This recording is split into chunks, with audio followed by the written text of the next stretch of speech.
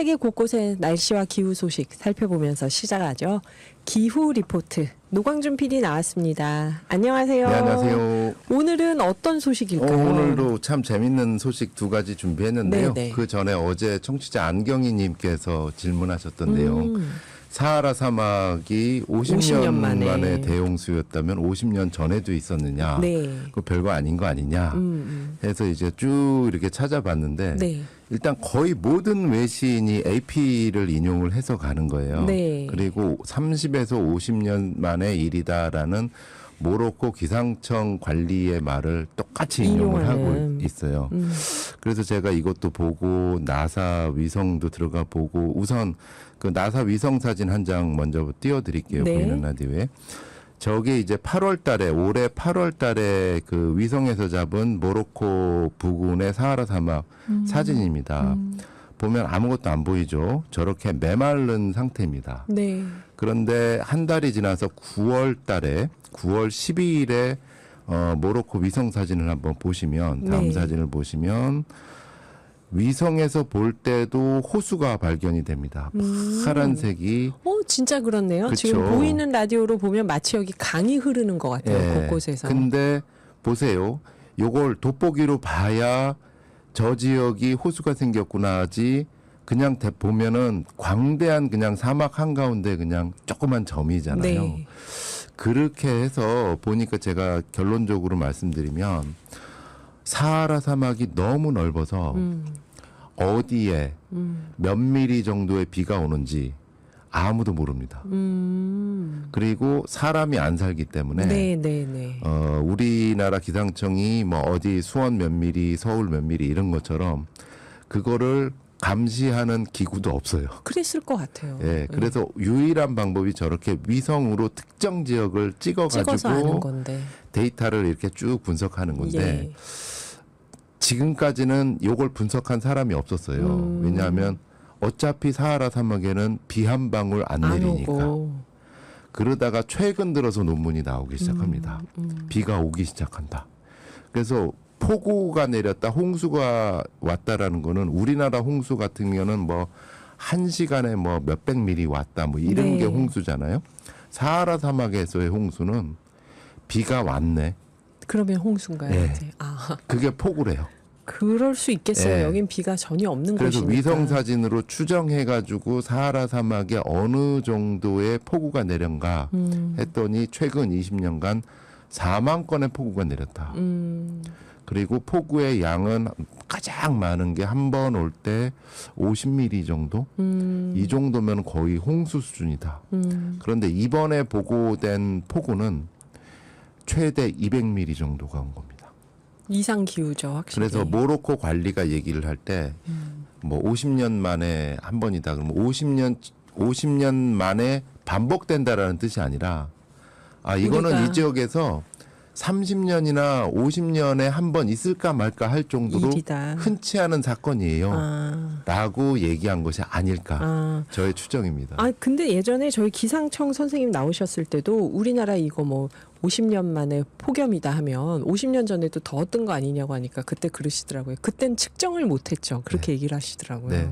그래서 어느 정도의 그 데이터상으로 해서 이 정도냐라는 거는 이제 막 시작을 하고 있는 단계입니다. 그렇네요. 중요한 거는 사하라 사막에도 데이터를 측정을 해야 될 만큼 자유로운 곳이 없다. 지금 이상 기후에서. 네. 그거는 확실하게 말씀드릴 수 있을 것 같습니다. 안경희님 답변이 되셨는지 모르겠습니다. 너무 좋은 질문 네. 주셔가지고 저 덕분에 공부 많이 하고 있습니다. 네.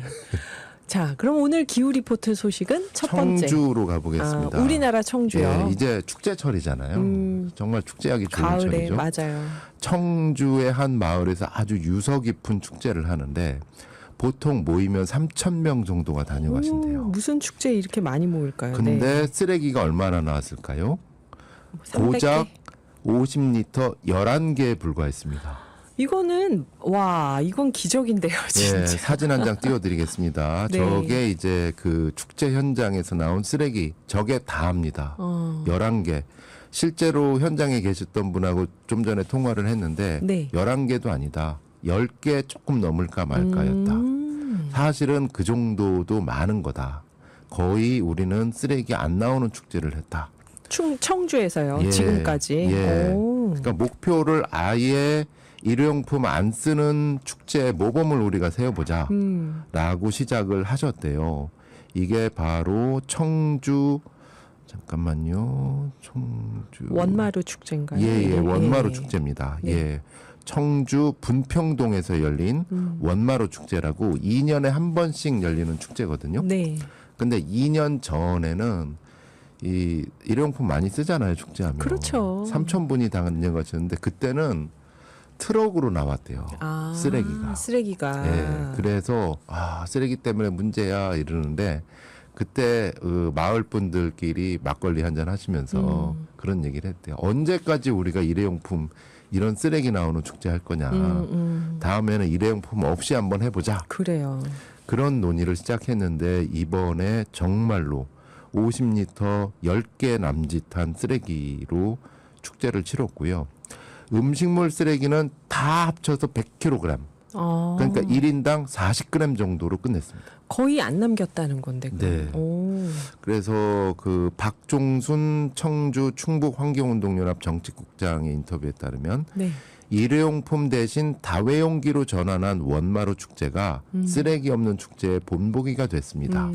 이제 더 이상 어렵다, 안 된다라고 말하지 말아요, 우리. 그러게요. 이런 3,000명이 얘기를 합니다. 모여서 이것밖에 안 나왔으면 쓰레기가. 처음에는 이제 배경을 보면 네. 처음에는 한번 해볼까 저탄소 친환경 축제 이렇게 했는데 걱정들이 많으셨대요. 네. 설거지 누가 해? 다회용기. 맞아요. 맨날 나오는 얘기. 예, 그 어떤 분들은 그 다회용기 한번 해보자 해가지고 푸른 꿈을 안고 하셨는데 설거지 하시다가 아이고 어려 안 되겠다. 이랬잖아요. 네. 이 설거지 누가 해? 그다음에 특정 시간에 집중되는 식사 이거 어떻게 충당 가능해? 그릇이 돼? 라는 걱정이 많았죠. 네.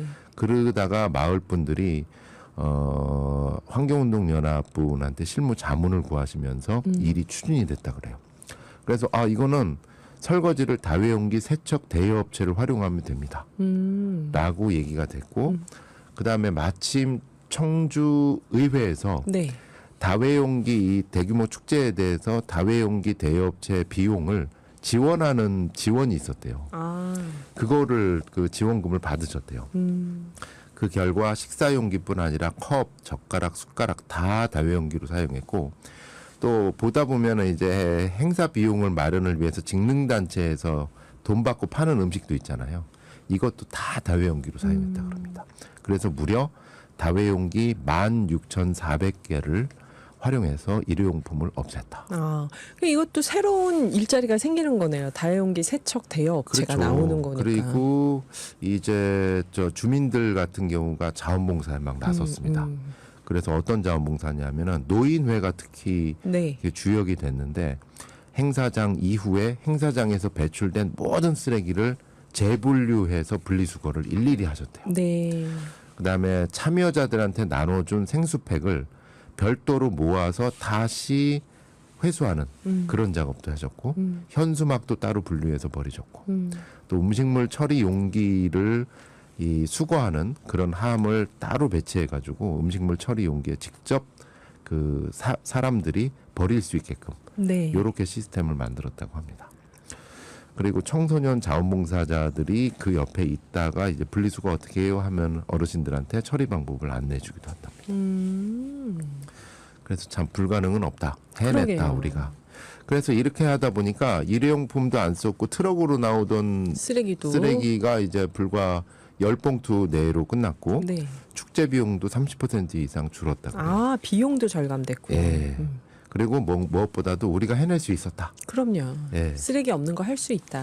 충북 지역에서는 또 다른 축제에서 다회용기를 사용하는 축제가 있었는데 무심천 물길 축제 이런 게 있었는데 반응이 좋았대요. 왜냐하면 주민들이 어차피 그 어르신들한테 무료로 이제 식사 제공을 하잖아요. 네네. 뭐 비빔밥 뭐 이런 거부터 해서 대접받는 느낌이었다. 아, 그 일회용 게 담으면 아무래도 좀 품위가 없죠. 네, 그런 느낌이어서 다음에 네. 또 하겠다. 예. 이랬고 지자체 지원이 눈에 띕니다. 이제 그 청주시하고 청주시 의회에서 다회용기 대여료를 그 축자회 본부에게다가 지원을 하는 사업을 계속 벌이고 있고요. 네. 다음 달에는 아예 다회용기 공공세척센터를 만든대요. 청주에다가.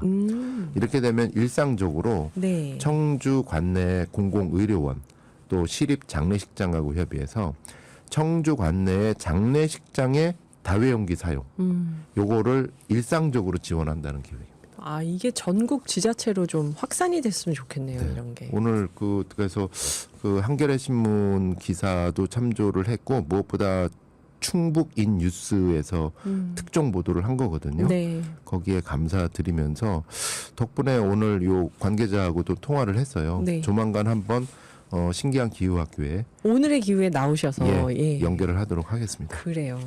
두 번째 소식은 어딜까요? 이것도 중요한 소식인데 시간이 벌써 많이 안 됐네요. 프랑스의 최고 행정법원에서 영농형 태양광에 대한 판결을 내렸습니다. 아, 이게 법원까지 갔구나 또. 예, 네. 영농형 태양광은 환경적으로 부정적 영향이 없다라는 판결을 내렸다. 네. 이거 좀 배경이 있는데요. 이것도 일단 영농형 태양광이 어떤 건지 궁금하실 것 같은데 사진 한 장 띄워드릴게요. 보이는 라디오에. 저게 이제 프랑스의 영농형 태양광 한 업체에서 올린 실제로 운영하고 있는 영농형 태양광인데 농사 짓는 곳 위에다가 태양광을 올리는 겁니다. 네. 그래서 밑에서 농사도 짓고 태양광 발전도 하고 그러면 농사 망하는 거 아니야? 하는데 여기엔 과학자들의 데이터가 있습니다. 네. 1981년 독일의 물리학자인 아돌프 괴츠베르커와 그의 동료 아르민 자스토우라는 사람들이 영농형 태양광이 가능하다. 독일에서. 예, 라고 독일에서 이론적으로 만들었고요. 이거를 실제 농사 현장에 접목해서 농사 지어봤더니 수확량도 어느 정도 나오고 태양광 발전도 가능하다라는 걸 실증한 게 일본의 농민 아키마 나가시마라는 분이었고요. 농민이셨어요, 이분이. 2004년에 이 영농형 태양광의 실제 선도자로 기록이 되고 있다고 합니다. 네. 이거를 대규모 농장 시스템에 활용한 게 중국입니다. 왜 우리만 일본, 중국 다 했네 지금. 네. 2014년이고 그리고 이걸 유럽 국가에서 정책적으로 최초로 지원한 나라가 프랑스. 원전 대국으로만 알고 있죠. 그렇죠. 프랑스도 2050년까지는 태양광으로만 100기가 하겠다라고 막 공간을 찾으면서 영농형 태양광을 지원을 하고 있고요. 네. 프랑스 최고의 권위를 자랑하는 프랑스 국립농업연구원에서 관련 데이터를 제공을 해왔습니다. 네, 자료 사진 보고 벌써 청취자분들 반응이 나오네요. 네. 네. 근데 프랑스에서는 이렇게 한대요. 일단 아무한테나 안 해준다. 왜냐하면 나 영농형 태양광 할게요 해서 농사는 안 짓고 태양광 소득만 노리는 가짜 농민을 막기 위해서 아주 엄격하게 태양광 설치 기준을 엄격하게 적용한대요. 네. 예를 들어서 농업 생산을 얼마나 중요하게 생각하세요? 동물 복지는 어떻게 생각하세요? 토양 복원력은 어떻게 될 거예요? 뭐 이걸 다 검토해서 허가를 내준대요. 다만 허가를 내주면 최소 40년, 50년 계속 할 수 있게끔 팍팍 밀어준대요. 이런 식으로 했는데 네. 소송이 걸렸습니다. 아하. 최근에 이제 유럽의 기후 정책에 대해서 이제 반대하는 그렇죠. 그런 흐름들이 백래시가 있잖아요. 나오고 백래시. 있죠 지금. 여기서 영농형 태양광은 생물 다양성이 나쁘다라고 해가지고 우리나라 헌법 소원 같은 거를 냈어요. 네. 그래서 프랑스 최고 행정법원에서 심사를 한 끝에 지난 14일 AI 타임스에 따르면 환경적으로 부정적인 영향 없음. 농작물에 아무 영향 없고. 내렸다고 합니다. 네. 네. 우리나라에서도 영농형 태양광이 좀 활발해졌으면 좋겠네요. 지금 네. 많이 그 여야가 따로 없이 국회의원들이 열심히 영농형 태양광 법제화하고 있더라고요. 네. 기대해봐도 좋을 것 같습니다. 그렇습니다. 감사합니다. 노광준 PD였습니다.